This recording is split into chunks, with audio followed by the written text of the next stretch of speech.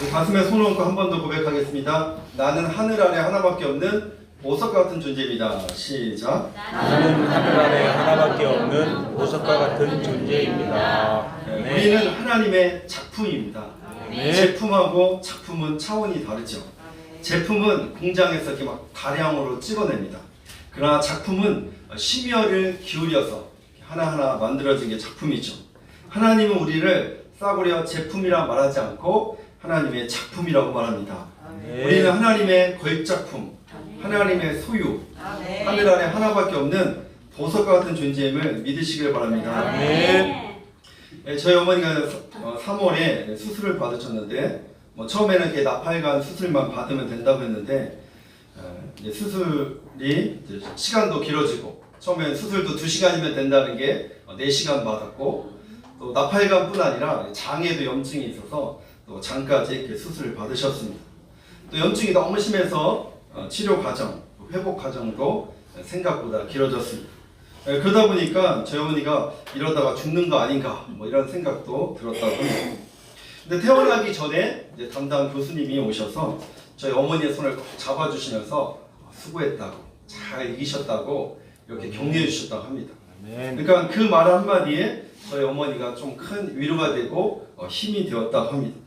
여러분, 그 의사는 질병만 치료하는 의사가 아니라 마음까지 치료하는 의사였습니다. 여러분, 예를 들어서 의사가 원래 수술하면 다 힘들어요. 원래 수술하면 누구나 다 겪는 아픔이에요. 그러면 어떤 마음이 들까요? 그래, 니는 잘났다. 그런 마음이 들겠지. 여러분, 예수님의 기적 치유에도 공감의 요소가 있습니다. 보통 예수님은 질병으로 말씀으로 질병을 치유하십니다. 그렇죠? 예수님은 선포만 하시면 귀신이 떠나가셨습니다. 근데 오늘 본문의 환자는 그렇지 않았습니다. 오늘 본문의 환자는 누구냐면 나병 환자. 나병 환자는 피부 전체가 이제 궤양으로 바뀌게 되죠. 무엇보다 무서운 것은 이 피부가 감각을 못 느끼는 거예요. 그러다 보니까 2차, 3차 질병으로 이어집니다. 최근 우리나라 나병 환자를 제가 찾아보았습니다. 우리나라는 2008년에서 2017년, 즉 10년 동안 52명이 이렇게 신고되었다고 합니다. 요즘은 의술이 좋아져서 치유도 가능한 것으로 알고 있습니다. 여러분, 구약 성경에 보면 나병 환자는 부정한 사람이에요. 나병 환자와 접촉하면 안 되고 종교적으로도 부정한 사람, 또 가족과도 함께 할 수 없습니다. 그리고 집 밖에 살아야 되고 나병 환자는 버림받은 사람입니다. 나병 환자로 판명되면 구약에서 어떻게 하냐면 옷을 찢고 머리를 풀어헤치고 나는 부정하다 부정하다 이렇게 외쳐야 됩니다. 레위기 13장 45절 한번 같이 읽겠습니다. 시작. 나병 환자는 옷을 찢고 머리를 풀며 입술을 가리고 외치기를 부정하다 부정하다 할 것이요. 네. 입술을 가렸다는 것은 이게 침을 튀기면 이렇게 전염이 될 수 있기 때문에 그런 것 같습니다. 그리고 나는 부정한 사람이라는 것을 선포해야 돼. 누구도 가까이 하면 안 된다는 의미죠. 몸이 아픈 것도 억울한데 가족으로부터 떨어져야 되고 종교적으로도 부정한 사람으로 낙인이 찍힙니다. 오늘 성경은 이 나병 환자가 예수님을 찾아오죠. 예수님께 온 이유는 무엇입니까? 아마 예수님에 대한 소문을 들었을 것입니다. 예수님만 만나면 질병이 치료된다는 그런 믿음을 가지고 왔습니다. 여러분, 믿음의 첫걸음은 주님 앞에 나오는 것입니다. 예수님을 만나자마자 그는 무릎을 꿇었죠. 사실 나병 환자가 정상인에게 다가오는 것은 율법을 어기는 일이에요. 하지만 이 나병 환자는 간절한 마음으로 예수님을 찾아왔습니다. 무릎을 꿇었다는 것은 극도의 존경심을 표현하는 행위입니다. 우리 마가복음 1장 40절 말씀 한번 같이 읽어볼까요? 시작. 한 나병 환자가 예수께 와서 꿇어 엎드려 간구하여 이르되 원하시면 저를 깨끗하게 하실 수 있나이다. 아멘. 예수님이 나병 환자를 치유하셨는데 너무 간단하지 않습니까? 우리가 관심 있게 볼 말씀이 있습니다. 예수님이 어떻게 치유하셨는지 그 과정을 한번 살펴보겠습니다. 첫 번째, 예수님은 나병 환자를 불쌍히 여기셨습니다. 41절, 예수께서 불쌍히 여기사, 이 불쌍히 여기다 헬라어로 스플랑크니조마이, 내장이 움직이다. 그러니까 이 내장이 움직일 정도로 애타는 마음, 그렇죠? 불쌍히 여기셨다니까. 그만큼 예수님이 딱하다, 불쌍하다 그런 마음을 가지셨다는 것입니다. 여러분은 가난한 자, 병든 자를 어떻게 보십니까? 무능하다고 평가하지는 않으십니까? 게으르다고 평가하지는 않으십니까? 책임감 없는 사람이라고 말하지 않습니까? 예수님은 고통당한 자를 볼 때 멸시하거나 천대하거나 귀찮게 여기지 않으셨습니다. 그러니까 예수님은 연약한 자를 볼 때마다 마음에 안타까운 마음, 불쌍히 여기는 마음을 가지셨습니다. 여러분, 사랑은 특별한 게 아니에요. 가끔 그러잖아. 남편이 나이가 많이 먹으면 어느 순간 불쌍하다. 여러분, 불쌍한 게 보이면 그게 사랑이에요. 그렇죠? 여러분, 부모님의 뒷모습이 보인다. 그게 바로 사랑이에요. 예수님은 불쌍한 게 보이신 거예요. 두 번째, 예수님은 나병 환자에게 손을 대셨습니다. 41절 시작. 예수께서 불쌍히 여기사 손을 내밀어 그에게 대시며 이르시되 내가 원하노니 깨끗함을 받으라 하시니. 여러분, 많은 경우 예수님은 그냥 말씀으로만 치유하셨다고 했잖아요. 그런데 오늘 나병 환자에게 손을 대셨습니다. 여러분, 나병 환자의 피부 정상이 아니죠. 한번 화면을 볼까요? 여러분, 쉽게 생각하면 나병 환자의 피부는 그냥 썩어 문드러지는 피부예요. 보기만 해도 구역질이 나고 역한 냄새가 코끝을 자극할 것입니다. 여러분, 비위가 약한 사람은 좀 쳐다보지도 못할 수 있습니다. 이 세상에 가장 거룩하고 정결한 예수님의 손과 이 세상에서 가장 불결한 인간의 환부가 맞닿습니다. 여러분, 그 당시 눈으로 보면 이건 있을 수 없는 혁명적인 사건이에요. 그렇죠? 어느 누구도 나병 환자에게 가까이 하지 않았습니다. 그렇죠? 어느 누구도 나병 환자에게 손을 잡지 않았어요. 그런데 예수님이 나병 환자의 손을 대십니다. 아니, 예수님은 그냥 말씀으로 질병을 치유하면 끝이에요. 그런데 왜 굳이 저 나병 환자에게 손을 대셨을까? 이게 바로 예수님의 공감, 예수님의 사랑, 예수님의 긍휼입니다. 아멘. 예수님은 사회적으로 고립된 나병 환자의 마음을 아신 거예요. 영적으로 고립된 나병 환자의 마음을 이해하셨습니다. 그러니까 예수님은 나병 환자의 그 질병만 치료하신 게 아니라 그 마음까지 치유하신 것입니다. 아멘. 여러분, 공감이 무엇일까요? 공감. 영국의 간호학자 테레스 와이즈먼이 공감을 4가지로 설명했습니다. 첫 번째, 상대방의 관점과 입장에서 생각할 수 있는 능력. 화면을 한번 볼까요? 두 번째, 상대방을 함부로 판단하지 않는 능력. 세 번째, 상대의 감정을 이해하는 능력. 네 번째, 자신이 이해한 타인의 감정을 또 다른 타인에게 전달할 수 있는 능력. 쉽게 얘기하면 상대방의 그 마음을 알아주는 거예요. 여러분, 문둥병자의 그 마음 어떠했을까? 그렇죠? 가족으로부터 버림받았고 율법으로부터 낙인 찍혔고, 그렇죠? 그런 인생, 한없는 인생. 예수님은 그의 마음을 아셨던 것입니다. 여러분, 예수님이 죽은 나사로를 살릴 때도 마찬가지였습니다. 예수님이 죽은 나사로를 살리는 과정을 한번 볼까요? 요한복음 11장 32절에서 35절 말씀. 다 같이 합독하시겠습니다. 시작. 마리아가 예수 계신 곳에 가서 배웠고 그 발 앞에 엎드려 이르되 주께서 여기 계셨더라면 내 오라버니가 죽지 아니하였겠나이다 하더라.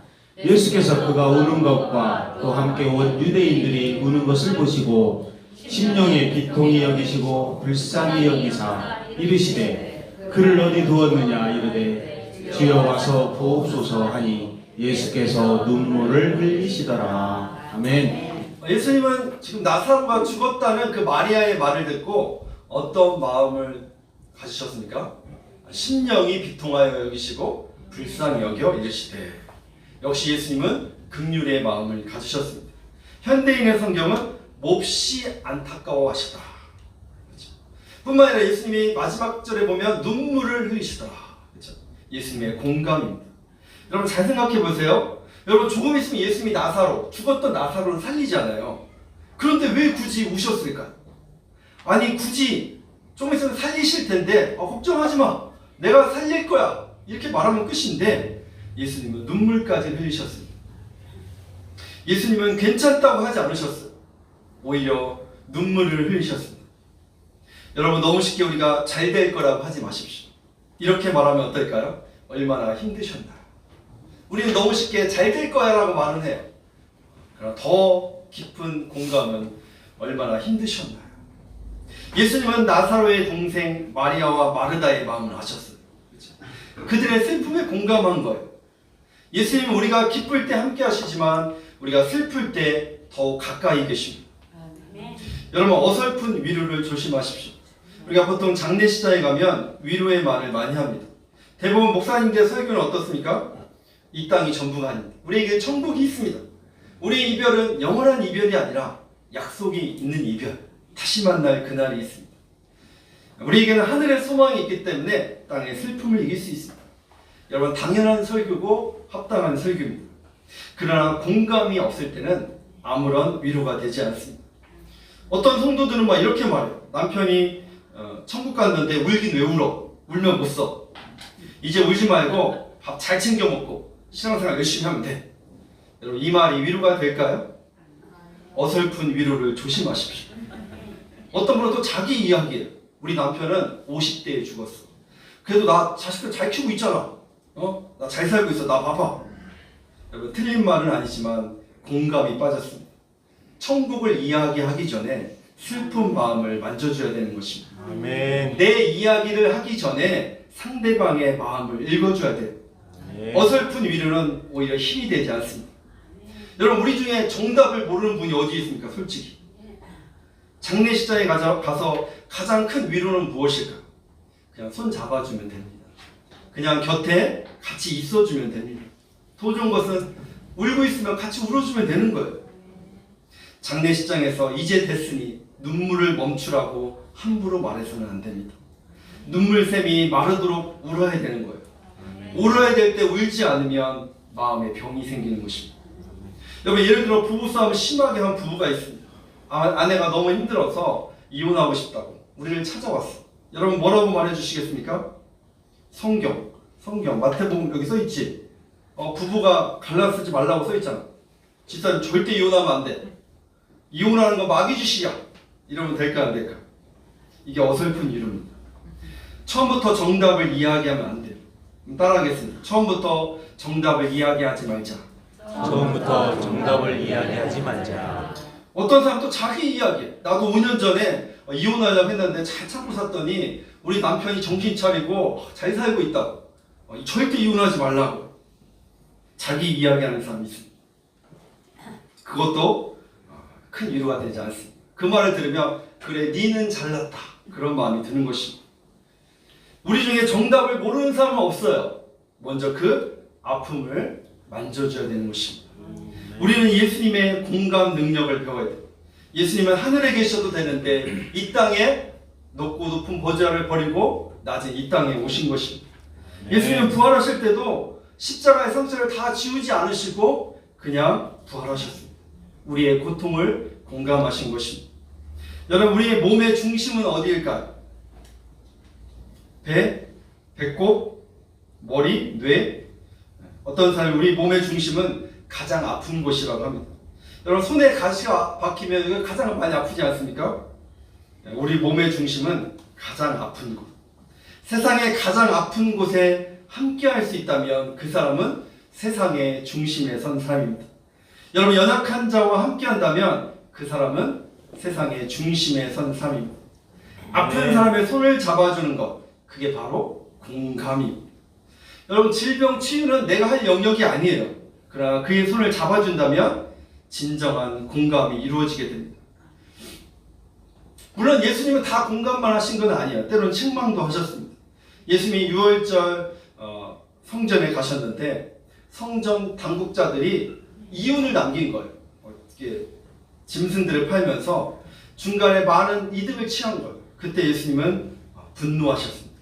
요한복음 2장 15절 16절 말씀 시작. 노끈으로 채찍을 만드사 양이나 소를 다 성전에서 내쫓으시고 돈 바꾸는 사람들의 돈을 쏟으시며 상을 엎으시고 비둘기 파는 사람들에게 이르시되 이것을 여기서 가져가라. 내 아버지의 집으로 장사하는 집을 만들지 말라 하시니. 아멘. 예수님의 거룩한 분노, 이 성전 당국자들이 돈도 바꿔주면서 거기서 이윤을 남긴 거예요. 하나님 앞에 드릴 재물을 중간에 팔면서 엄청난 이득을 취한 거예요. 예수님은 그걸 보고 내 아버지 집을 장사하는 집으로 만들지 말라. 예수님의 쩌렁쩌렁한 목소리가 성전을 울려 퍼지게 만들었습니다. 어느 누구도 항의할 수 없었습니다. 예수님은 종교 지도자들의 타락을 침묵하지 않으셨습니다. 그러나 예수님은 대부분 연약한 자들을 공감하셨습니다. 여러분, 예수님의 수가성 여인을 만나주시죠. 사마리아 여인, 누구도 거들떠보지 않은 여인이었습니다. 예수님은 그 수가성 여인의 수치심, 공허감, 외로움, 절망감을 아셨습니다. 수가성 여인에게 내가 주는 물은 영원히 목마르지 아니하는 샘물이다. 요한복음 4장 13절 14절 말씀 시작. 예수께서 대답하여 이르시되 이 물을 마시는 자마다 다시 목마르느니와 내가 주는 물을 마시는 자는 영원히 목마르지 아니하리니 내가 주는 물은 그 속에서 영생하도록 솟아나는 샘물이 되리라. 아멘. 예수님은 그 사마리아 여인의 마음을 아신 거예요. 고독함, 외로움, 수치심, 그것을 만져주셨죠. 여러분, 소통에는 머리 소통이 있고 눈높이 소통, 가슴 소통이 있습니다. 머리 소통, 눈높이 소통, 가슴 소통. 시작. 머리 소통, 눈높이 소통, 가슴 소통. 네. 머리 소통은 말 그대로 머리로 판단하는 대화입니다. 자신의 생각만 이야기하는 사람. 나는을 강조해. 나는. 그리고 엄마들은 엄마 생각에는 라는 말을 자주 사용합니다. 여러분, 나를 강조하는 사람은 주로 머리 소통입니다. 내 경험, 내 철학, 내 생각, 이런 사람 다 머리 소통이에요. 우리는 머리 소통에서 끝나면 안 되고 눈높이 소통으로 내려와야 돼요. 눈높이 소통은 상대방과 맞추려고 하는 것이죠. 부모는 아이의 관점에서 이해하려고 해야 돼요. 우리 교회도 아이들이 있지만 여러분, 아이들하고 대화할 때 어떻게 해야 돼요? 이렇게 무릎을 좀 꿇어야 돼요. 그 아이의 눈높이에 맞게, 그 아이의 수준에 맞게 대화를 해야 되는 것입니다. 세 번째, 이 눈높이 소통은 가슴까지 내려야 돼요. 가슴 소통으로 내려와야 됩니다. 가슴 소통은 상대방의 감정을 최우선으로 생각하는 것입니다. 우리는 이 가슴까지 내려와야 되는데 너무 빨리 머리에서 판단해 버리는 거예요. 머리에서 벌써 다 결정해 버리는 거예요. 여러분, 아이들이 화가 나서 자신의 말이 통하지 않을 때 아이들은 울음으로 의사를 표현합니다. 여러분, 아이들이 울면 어떻게 될까요? 우리는 대부분 머리 소통을 해요. 머리 소통. 울긴 왜 울어? 네가 뭘 잘했다고 울어? 그렇죠? 또 꾸쳐. 그렇죠? 엄마 말이 아이를 더 슬프게 만듭니다. 여러분, 좀 울면 안 됩니까? 성경에 울지 말라고 써 있으니까. 우리는 대부분 현상만 보는 경향이 있어요. 대부분 껍데기 가지고 싸우는 경향이 많습니다. 여러분, 중심을 볼 줄 알아요. 내면을 볼 수 있어야 돼요. 주전자가 이렇게 물을 끓이면 주전자 뚜껑이 막 열리지 않습니까? 우리는 뚜껑이 열리는 것만 보는 경향이 있어요. 뚜껑 안에 뭐가 있는지를 봐야 되는 것입니다. 바로 그 사람 속에 무엇이 있는지를 이렇게 들여다볼 수 있어야 됩니다. 그런 사람이 공감 지수가 높은 사람입니다.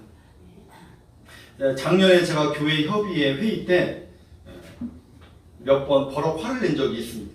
그랬더니 이제 몇몇 분이 목사님 너무 신경 쓰지 마시라고, 아무것도 아니라고, 화도 내지 마시라고 이렇게 격려의 말을 해주셨습니다. 그런데 더 좋은 공감이 있습니다.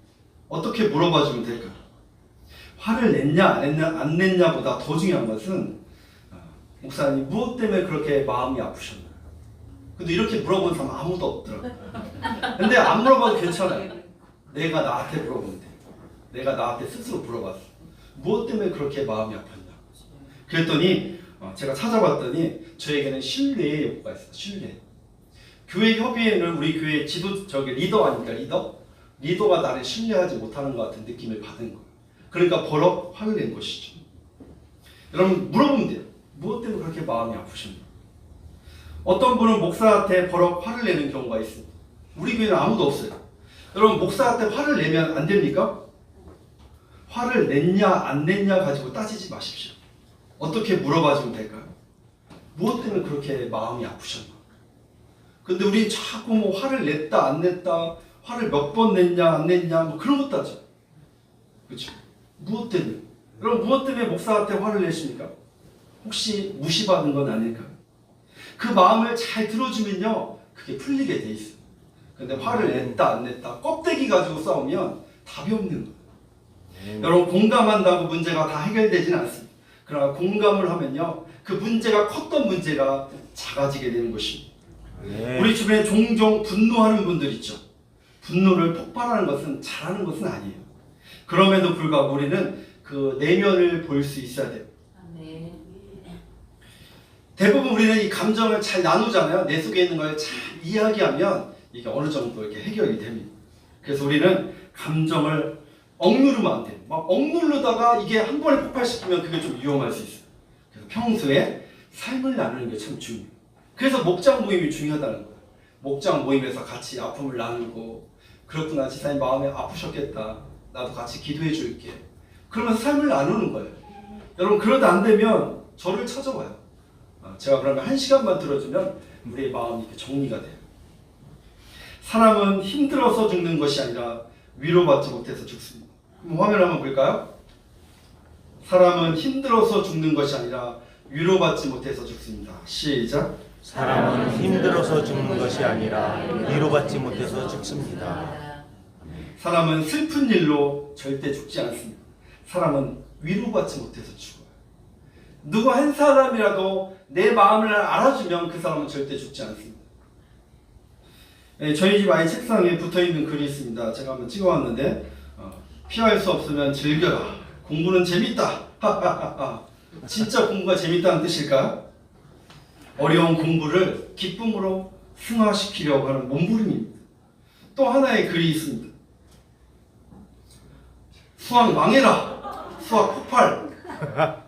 누가 썼는지 알려고는 하지 마십시오.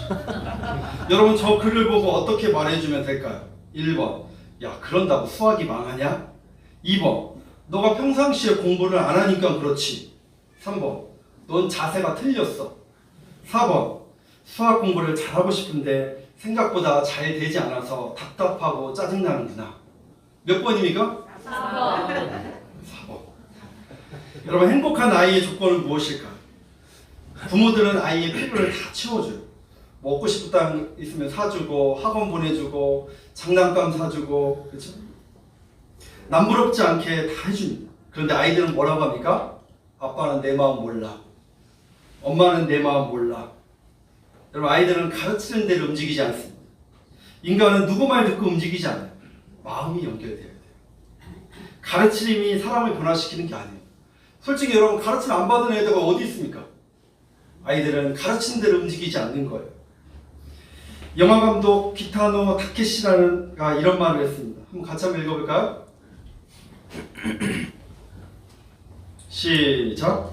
가족이란 누가 묻지만 않는다면 갖다 부르고 싶은 존재이다. 혼자 살면 외롭고 둘이 살면 괴롭다.